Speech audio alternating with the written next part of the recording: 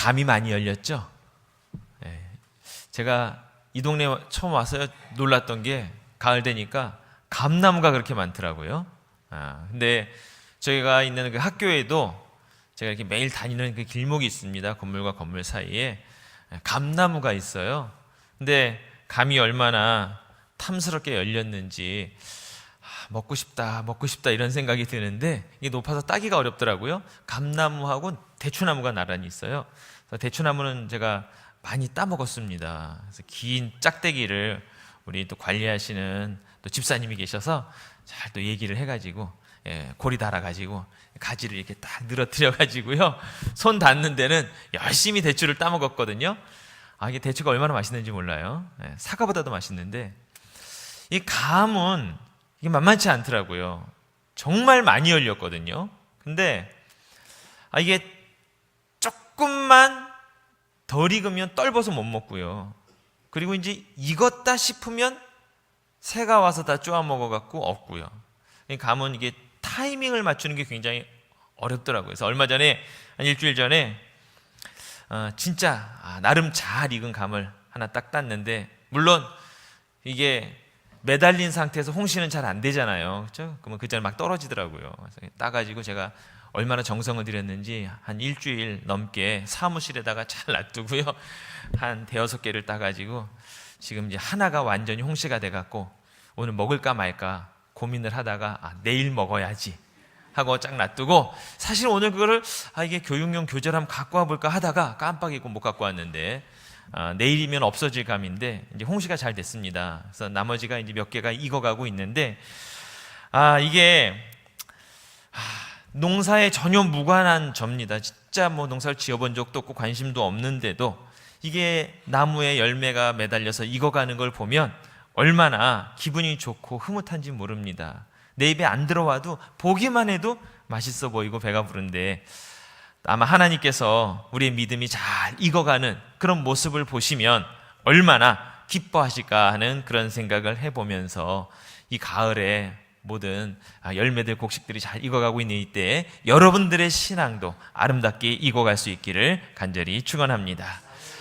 학교에는 대추 감나무만 있는 건 아닙니다. 학교에는요, 애들도 잘 익어가고 있습니다. 저희는 고등학교잖아요. 물론 중학교도 같이 있는데 딱 봐도 압니다. 중학생과 고등학생은요, 딱 봐도 다릅니다. 이게요, 여러분들 감도 이렇게 파랗게 됐다 점점점 익어가잖아요. 딱 보면 중딩은 중딩 티가 나고요, 고딩은 고딩 티가 납니다. 그러면 고딩 안에서도 1, 2, 3학년 완전히 다릅니다. 신입생은 풋풋해요. 분명히 중3 때는 중학교에서 늙은이 역할을 했을지 모르지만 고등학교 딱 오면 풋풋합니다. 그러다 2학년이 되면 이제 조금 성숙해가고 3학년 이제 수능이 한 달도 안 남았어요. 이제 완전히 영감님처럼 하고 교실에 앉아갖고요, 이렇게 있는 모습을 보면 고3인데 저렇게 그냥 힘들게 이제 수능을 준비하면서 늙어가고 있구나. 요즘 애들이 수염도 잘 안 깎고요, 이제 수능이 얼마 안 남으니까 초췌한 모습으로 있습니다. 물론 이제 조금 있으면 얘네들이 대학교 1학년 또 신입생이 되지 않겠어요? 풋풋한 새내기가 될 텐데, 어쨌든 학교에서도 아이들이 성숙해가는 모습을 보면서 그것이 학교에서 선생님들의 보람이고 기쁨이 아닌가 그런 생각을 해봅니다. 오늘 읽은 성경 말씀 디모데전서의 말씀은요, 사도 바울이 디모데에게 보낸 목회 서신입니다. 함께 에베소 교회를 섬기다가 이제 사도 바울이 마게도니아 지역을 여행하고 있게 되었고, 그때 에베소 교회의 소식을 들으면서 여러 가지 어려움 속에 있는 디모데에게 목회적인 조언과 지도를 하기 위해서 이 편지를 써서 보냅니다. 디모데를 향한 사도 바울의 애정은 정말 특별합니다. 보통 일반적인 편지글에 사랑하는 에베소 교회 형제들에게 편지하노니 이렇게 쓸 거 아니에요? 거기에는 보면 항상 복수입니다. 형제들에게. 근데 디모데에게 쓸 때는 단수형으로 씁니다. 단수형. 사랑하는 형제.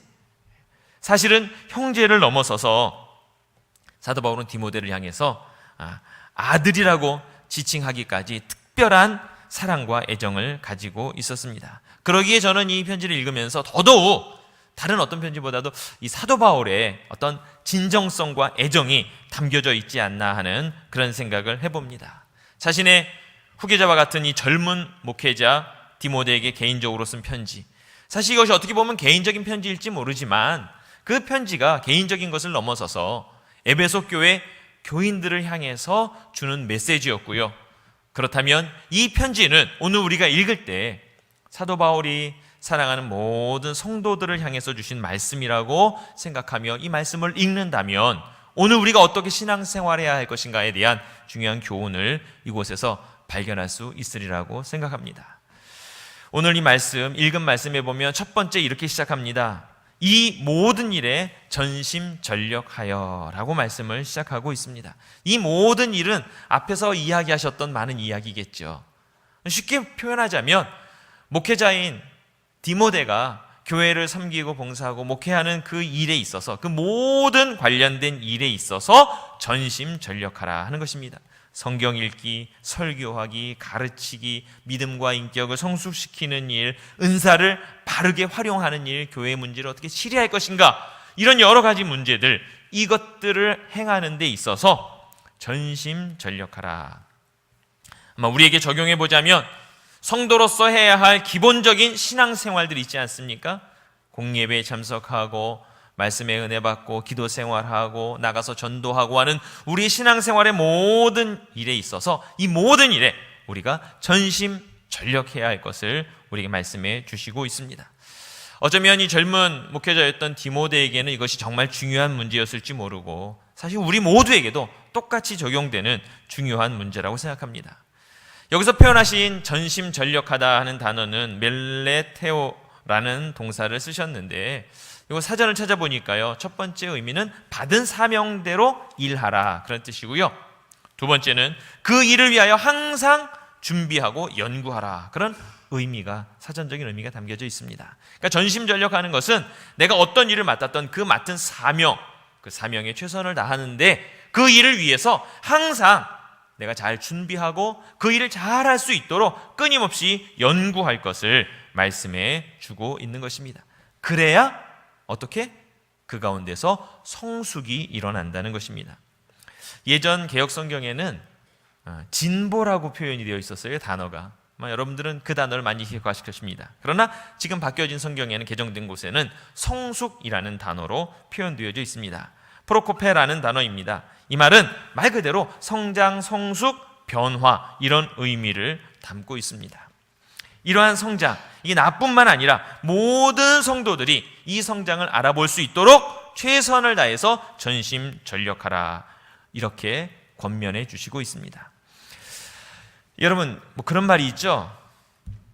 하루를 쉬면 내가 알고, 이틀을 쉬면 친구가 알고, 3일을 쉬면 관객이 안다. 이런 말 찾아보면요, 정말 많은 사람들이 했더라고요. 그래서 연기하는 사람이면 연기하는 사람, 음악하는 사람, 운동하는 사람, 모든 사람들이 보면 이 말을 정말 많이 이용합니다. 하루를 쉬면 내가 알고, 음악하는 사람은 그렇게 얘기해요. 이틀을 쉬면 같이 연주하는 오케스트라 단원들이 알고, 3일을 쉬면 관객이 안다. 자, 골프 선수는 뭐라고 얘기할까요? 연습을 하루를 쉬면 내가 알고, 이틀을 쉬면 캐디가 알고, 3일을 쉬면 갤러리가 안다. 아마 그렇게 표현할 것입니다. 그런 많은 표현들이 봤어요. 성장과 성숙을 위해서는 매일매일 쉬지 않고 끊임없이 노력해야 할 것을 말씀하고 있습니다. 음악을 하건 미술을 하건 또는 스포츠에 있건 또 연기자건 모든 사람들이 자기의 역할에 있어서 그렇게 하루도 쉬지 않고 할 것을 끊임없이 노력하고 있는데, 과연 우리의 신앙생활은 어떠한가 한번 좀 돌아보게 됩니다. 신앙생활에도 사실 이 원리는 똑같이 적용되리라고 생각합니다. 내가 하루의 기도를 쉬면 내가 알고, 이틀 기도를 쉬면 성도들이 알고, 내 3일 기도를 쉬면 안 믿는 사람도 안다. 이렇게 말해야 되지 않겠어요? 과연 우리는 과연 얼만큼 이 성숙을 위해서 노력하고 있는가? 성숙은 무엇을 의미하는가? 성숙은 변화를 의미한다고 생각합니다. 변화되는 것. 이 변화 속에는요, 크게 첫 번째는 양적인 성장이 있습니다. 양적인 성장. 어린아이가 태어나서 점점점 키가 자라지 않습니까? 몸이 점점점 성장하고 자랍니다. 키도 크고 몸무게도 늘어가고 학교에서 공부하면서 지식의 양도 늘어나고 이렇게 성장하는 것, 양적인 성장. 이것도 큰 변화인데 양적인 성장만 변화는 아닙니다. 두 번째 또 다른 변화가 있다고 한다면 그것은 잘 익어가는 질적인 변화가 있어요. 성인이 되면 키가 안 크잖아요. 저도 중3 때인가 익히인데 지금도 익히예요. 그러니까 키는 안 크고 있어요. 그럼 성장을 안 한 것인가? 그렇지는 않겠죠. 나이를 먹어가면서 몸이 더 이상 자라지는 않아도 우리 안에 내적인 변화가 일어나고 있고 질적인 성숙이 일어납니다. 인격도 자라고 이해와 공감의 능력이 점점 커지고 인내심도 늘어나는 질적인 변화가 우리 가운데 있는데, 양적인 변화도 질적인 변화도 모두 성숙의 한 부분이고 성숙의 내용일 것입니다. 노년이 되어서 모든 것이 생물학적으로는 노화되고 있을지 모르지만 그 속에서는 계속해서 성숙의 과정이 일어나고 있습니다. 몸이 쇠해도 우리의 인격은 점점점 완성되어져 가지 않습니까? 또 후손들을 향한 교훈적인 삶의 흔적들이 점점점 많아지잖아요. 그 어르신들을 보면서 후손들은 점점점 배울 것을 많이 얻어가게 되는, 이 모든 것들도 결국은 변화의 한 부분입니다. 감나무에서, 그렇죠? 이제 봄에 이제 잎이 푸릇푸릇 나오고 꽃이 피고, 감이 처음에는 푸른 감이었다가 점점점 주황색으로 변해가잖아요. 그리고 주황색인데 그 불투명하면은 못 먹어요, 떫어서. 그게 먹게 되려면 어떻게 돼요? 제 사무실에 이제 거의 이제 투명해졌습니다. 이게 투명해져야 먹는 거예요. 홍시가 되는 건데, 그렇게 모든 변화되는 과정, 사실은 나무에 매달려서 홍시가 돼서 이게 떨어지면 얼마나 보기 싫은지 몰라요. 저희 옆집에도 옛날에 감나무가 많았는데 길거리에 그냥 퍽 소리가 나서 떨어지면 터져가지고요, 길거리가 지저분해지지만 사실은 그런 과정을 통해서 결국은 또 다른 나무가 그곳에서 씨가 떨어져서 자라나고 새 생명이 성장하지 않습니까? 어떻게 보면 이 모든 과정이 변화고 성장의 과정일지 모르겠습니다. 이러한 성숙의 한 변화의 모든 속에 우리가 다 포함되어 있는데, 사실 변화의 과정에도요, 좋은 변화가 있고 나쁜 변화가 있고 좋은 성장이 있고 나쁜 성장이 있습니다. 우리 몸에 건강한 세포들이 잘 자라서 생장을 하면 우리 몸이 건강하게 잘 자라잖아요. 이거는 좋은 성장이고 좋은 변화예요. 그런데 때때로 우리 몸속에 원하지 않는, 필요치 않은 세포들이 자랄 때가 있어요. 가장 대표적인 게 뭐겠어요? 암이잖아요. 암은 자라고 성장하지만 그것이 자라고 성장하는 것이 결국은 우리의 건강을 해치고 우리를 죽음으로 이끌어가는 나쁜 의미의 부정적인 성장도 있다고 하는 사실이죠. 이게 감도 잘 놔둬서 잘 익어서 홍시가 돼서 먹음직스럽게 되는 좋은 어떤 숙성의 과정도 있지만, 또 잘못 관리하게 되면 부패하게 되고 곰팡이 나고 썩어지는 과정도 있겠죠. 또 우리 교회도 이렇게 이게 발효의 달인이 계신데, 이 발효라는 것도요, 이게 좋은 발효가 일어나야 거기에서 생산적인 일이 생기는 거예요. 발효도 나쁜 발효가 있잖아요. 쉽게 말하면 나쁜 발효는 뭐예요? 썩는 거죠. 아무짝에 쓸모없는, 유익균이 잘 작용을 해서 변화를 일으키면 그것이 좋은 발효식품이 되지만, 유해균이 들어가서 거기서 발효가 일어나면 썩어서 버릴 수밖에 없는 물건이 된다고 하는 사실이죠. 우리 안에 참 예수 그리스도의 바른 가르침이 작용을 해서 나의 삶이 변화를 일으키면 그것은 그리스도인으로서의 바른 성숙을 이끌어가는 진정한 발효가 되겠지만, 우리 안에 잘못된 가르침, 거짓 그리스도의 교훈, 이단 사상들이 침투해서 나의 삶을 변화시키면 그것은 변질되고 썩어가는 죽음의 길을 갈 수밖에 없다고 하는 사실입니다. 그런 의미로 볼 때 오늘 본문에서 말씀하시는 것은 예수 그리스도의 바른 교훈을 따라서 모든 일에 전심전력하여 내가 바르게 성장하는 그 성숙하는 모습, 이 변화되는 과정을 사람들이 알아볼 수 있도록 하라고 말씀하고 있는 것입니다. 그렇다면 어떤 성숙이 바른 성숙일까? 제가 어려서도 항상 듣던 말이 있어요.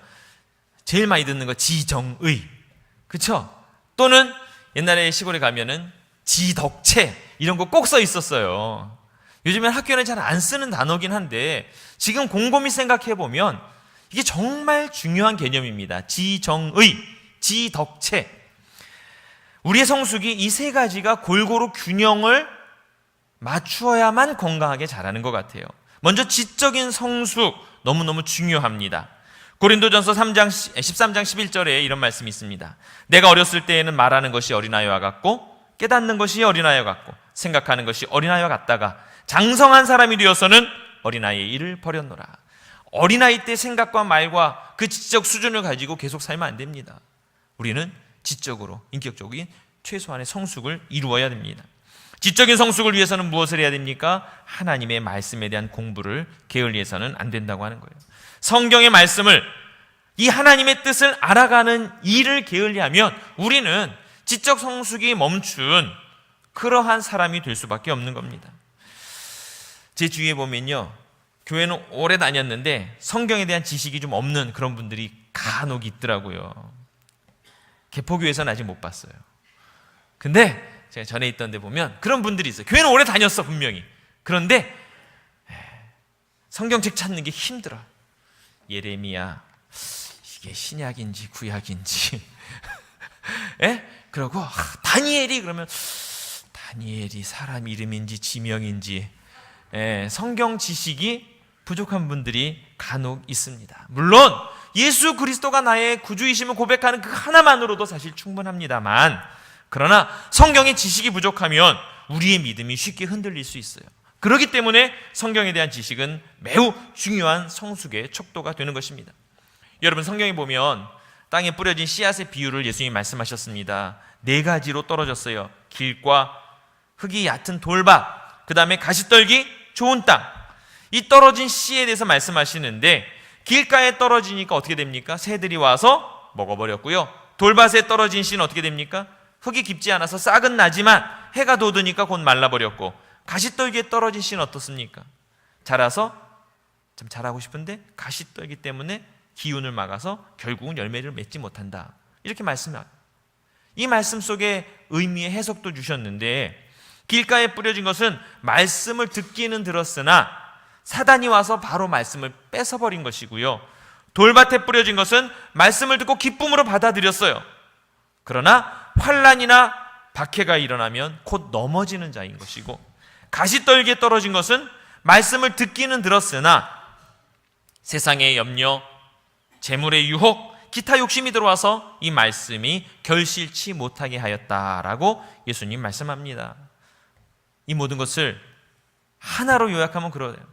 말씀을 듣기는 들었어요.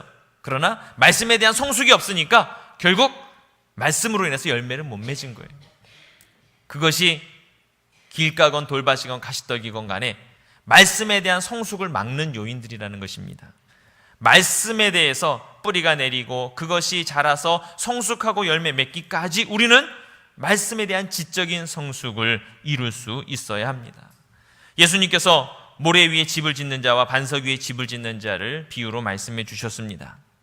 마태복음 7장 26절 이하에 보면, 그러므로 누구든지 나의 이 말을 듣고 행하는 자는 그 집을 반석 위에 지은 지혜로운 사람 같으리니 비가 내리고 창수가 나고 바람이 불어 그 집에 부딪히되 무너지지 아니하나니 이는 주추를 반석 위에 놓은 까닭이고, 나의 이 말을 듣고 행치 아니하는 자는 그 집을 모래 위에 지은 어리석은 사람 같으리니 비가 내리고 창수가 나고 바람이 불어 그 집에 부딪히되 무너져 그 무너짐이 심하니라.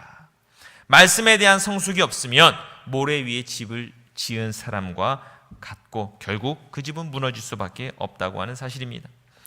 말씀을 아무리 알고 들었다 하더라도 이 말씀을 보다 깊이 있게 이해하고 묵상하고 나의 것으로 알고 뿌리 내리고 그 말씀에 대한 실천이 있어야 성숙한 사람으로 환난이나 유혹, 고난도 이겨낼 수 있다고 하는 것을 우리에게 말씀해 주시고 있습니다. 그래서 지적인 성숙이 꼭 필요한 거예요. 말씀에 대한 성숙.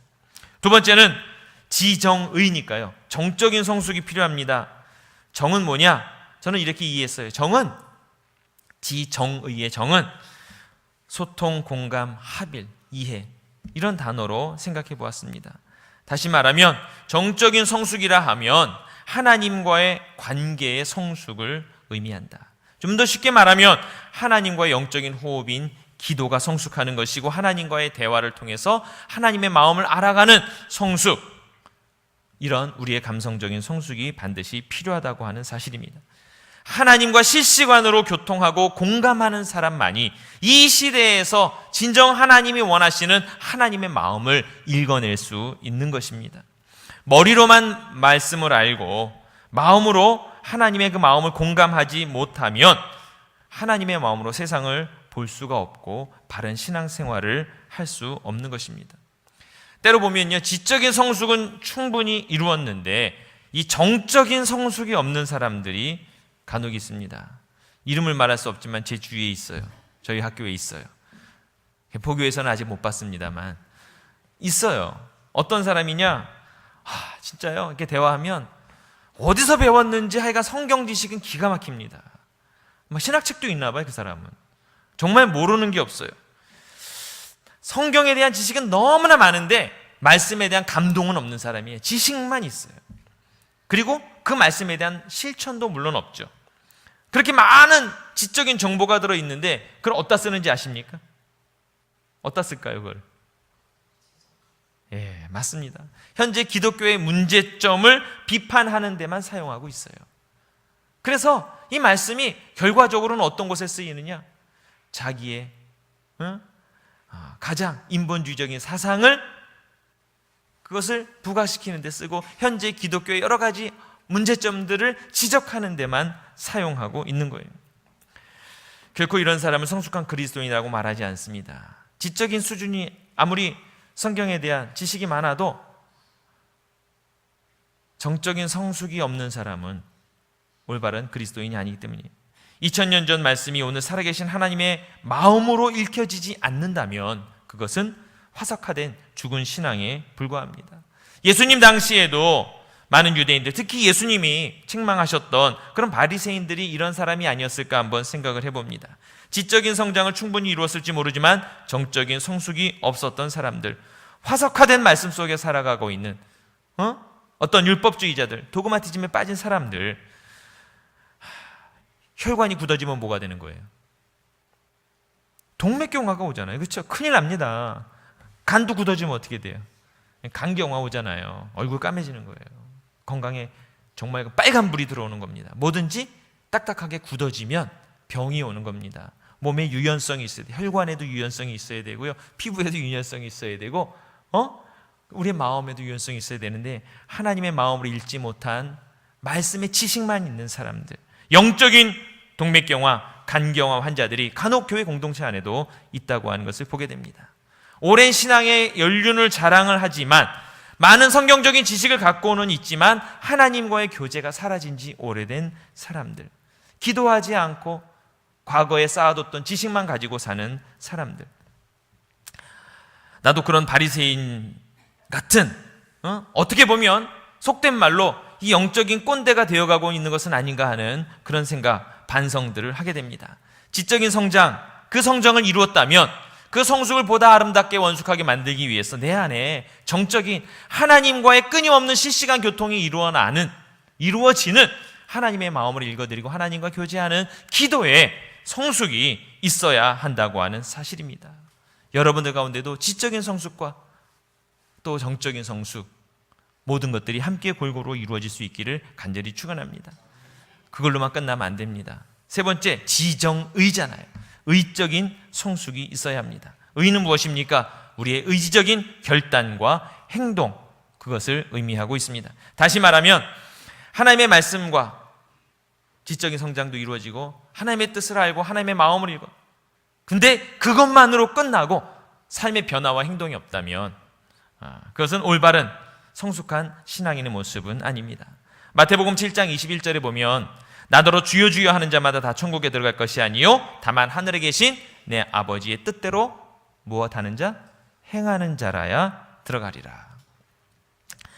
말씀에 대한 지식, 하나님과의 교제는 있으나 직접적인 삶의 변화가 없다면, 다시 말해서 말씀에 대한 실천이 내 생활 속에서 일어나지 않는다면 온전한 성숙한 믿음은 아니라고 하는 것인데, 어떤 사람들일까? 생각해보면 과거에 있었던 많은 신비주의자들이 그런 모습이 아닌가 생각해요. 하나님과 영적인 교제는 너무 좋아.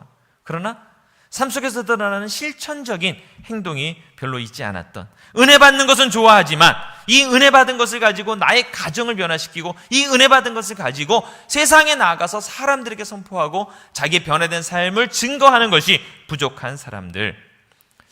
적어도 우리 개포기 모든 성도님들은 이런 의의 성숙이 일어나는, 여러분의 받은 은혜가 여러분의 가정에서, 직장에서, 삶의 모든 현장에서 그것이 삶의 변화로 성숙으로 드러날 수 있는 여러분이 될 수 있기를 간절히 부탁을 드립니다. 받은 은혜가 이웃에게 흘러가지 않으면 생명력 있는 신앙이라고 말할 수 없는 것입니다. 근데 그러기 위해서는 무엇이 필요합니까? 의지적인 결단이 필요한 거예요. 행동할 수 있는 용기가 필요하다고 하는 사실입니다. 야고보서 2장 14절에 보면 내 형제들아 만일 사람이 믿음이 있노라고 행함이 없으면 무슨 유익이 있으리요? 그 믿음이 능히 자기를 구원하겠느냐? 이렇게 말씀합니다. 내가 믿음이 있다고 하고 그리고 그 믿음을 소유했다고 한다면 그 믿음이 행함으로 나타날 때 그 믿음이 살아있는 믿음임을 증명하게 된다고 하는 사실입니다. 오늘 읽었던 16절의 말씀을 제가 다시 읽어보겠습니다. 내가 내 자신과 가르침을 살펴 이 일을 계속하라. 이것을 행함으로 내 자신과 내게 듣는 자를 구원하리라. 전심전력하여 성숙하라고 말씀하셨는데 전심전력해서 해야 할 일들 앞에 쭉 말씀하셨거든요. 근데 이제 뒷부분에 가서 뭐라고 말씀하셨냐면요, 이 일을 어떻게 하라? 계속하라. 한 번 하는 것이 아닙니다. 하루를 쉬면 내가 알고 이틀을 쉬면 옆에 있는 사람이 알고요, 3일을 쉬면 모두가 알듯이 이 일을 계속해서 항상 기도하고 쉬지 말고, 항상 기도하고 쉬지 말고, 기도하고 범사에 기도하고, 항상 말씀 읽고 쉬지 말고 기도하고 범사에 말씀 읽고, 항상 전도하고 쉬지 말고 전도하고 범사에 전도하는 삶, 그것이 바로 사도 바울이 디모데를 향해서 간절히 권면했던 말씀이라고 하는 사실입니다. 지정의 모든 면에서 성숙을 위한 노력이 계속 되어져야 한다고 하는 사실입니다. 자전거는 달리면 넘어지지 않습니다. 그렇죠? 참 특이해요. 자전거는 앞으로 가면 넘어지지 않아요. 그런데 멈추면 넘어지는 거예요. 우리 신앙생활이 비슷한 것 같아요. 페달을 계속 밟으면 앞으로 가잖아요. 앞으로 가면 넘어지지 않거든요. 근데 페달을 멈추는 순간 자전거가 속도를 잃고 딱 멈추면 자전거는 쓰러질 수밖에 없습니다. 우리 신앙생활도 말씀과 기도와 또 말씀에 대한 행함, 이런 페달을 계속 밟아서 이 일을 계속해 나갈 때 하나님이 앞으로 나가도록 전진하도록 우리를 힘을 주시는데, 우리가 이 일을 게을리하고 하지 않고 멈추고 성장하지 않고 성숙하지 않을 때는 넘어질 수밖에 없다고 하는 사실입니다. 지난주에 담임 목사님 말씀해 주신 성경 구절이 마음속에 계속 남았습니다. 사무엘하 5장 10절에 만군의 하나님 여호와께서 함께 계시니 다윗이 점점 강성하여 가니라.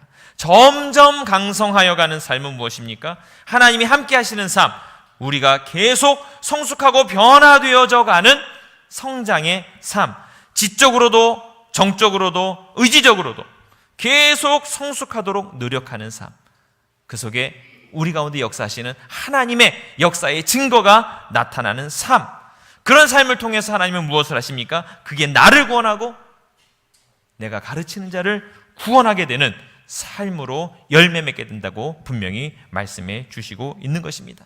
나를 구원할 뿐만 아니라 나를 통해 나의 삶의 성숙의 변화를 지켜보는 모든 사람들이 함께 구원을 얻게 되는 그 열매가 바로 이 일을 계속하는, 어떤 성숙의 일을 계속하는 사람들을 통해서 나타나게 된다고 하는 사실입니다. 우리 개포교회가 전도와 선교에 전심전력하여 이 일을 계속함으로 날마다 성숙해져 갈 수 있는 그런 교회가 될 수 있기를 간절히 축원합니다. 과테말라 말고도 우리는 전 세계에 선교하지 않습니까? 이 선교하는 일, 하나님이 가장 기뻐하시는 일, 그 마음에 담고, 그리고 이 일을 우리는 계속해 나아가야 합니다. 그리고 우리 교회의 이 성숙한 모습이 지역사회의 아름다운 모습으로 알려지기를 위해서 기도하며 그 일을 해나가고 여러분들의 성장하고 변화되는 모습이 드러날 때 여러분들이 구원받는 것뿐만 아니라 우리 지역사회가 구원받고 이 이웃들, 죽어가는 영혼들이 구원의 길로 돌아오게 된다고 하는 사실입니다. 새생명 축제는 무엇입니까? 여러분의 생명이 먼저 살아나야 할 일이에요.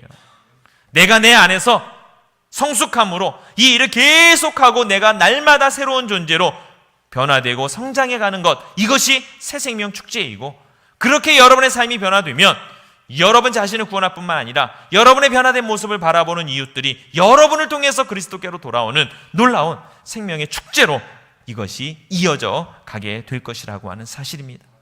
말씀과 기도와 실천하는 일에 게을리하지 않는 우리 우리 모든 개포교회 성도들 될 수 있기를 간절히 축원합니다. 함께 기도하겠습니다. 하나님 감사합니다. 오늘도